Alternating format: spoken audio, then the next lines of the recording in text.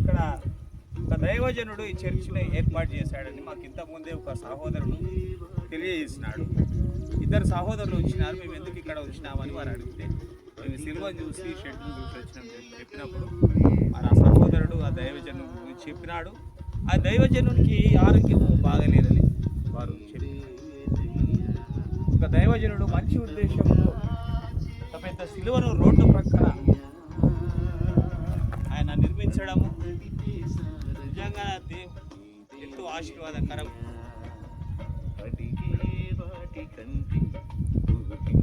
అడిగే వాటికంటే ఊహించడం కంటే అధికంగా చేయగల దేవునికే మహిమ కలుగును గాక.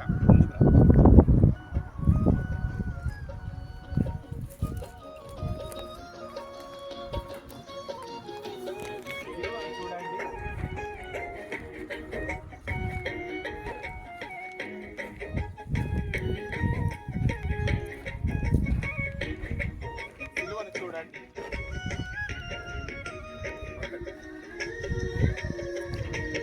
దేవాది దేవునికి మహిమ వందనములు. ఇచ్చట ప్రార్థనలు జరపాలని మనమందరము దేవుణ్ణి ప్రార్థిస్తాము.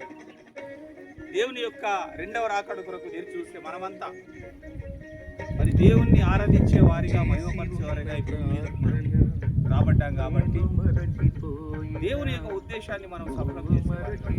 చూడండి, ఈ ప్రాంతం 20 ఎకరాల ప్రాంతం అట సహోదరుడు తీసుకొని ఇక్కడ సిలువను ఈ కొండ పైన ఆయన నిర్మించాడు. రండి,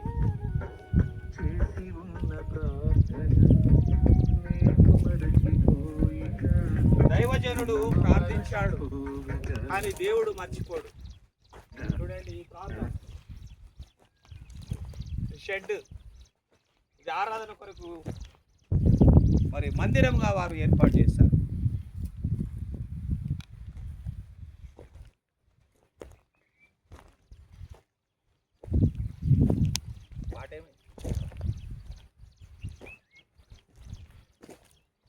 మనము ఈ మందిరం షెడ్ అనకూడదు, ఈ మందిరంలో మనం వెళ్తున్నాము.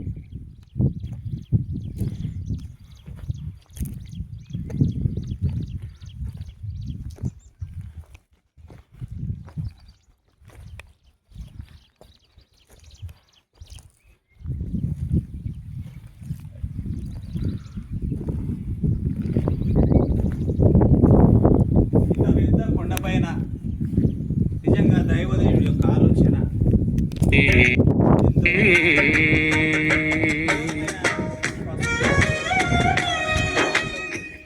సిల్వర్ ఇక్కడ చూడండి,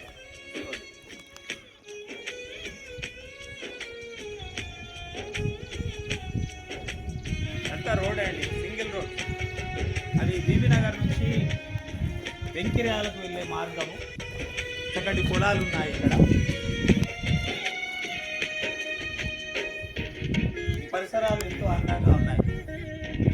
ఇక్కడ ఈ మందిరం ఏర్పాటు చేయాలని దైవ జనుడి యొక్క కోరిక దేవుడే సఫలపరచాలి. అందుమిత మనమందరం ప్రార్థించేవారిగా ఉన్నాం. దేవునికే మహిమ స్తోత్రం కలుగును గాక. ఆమేన్.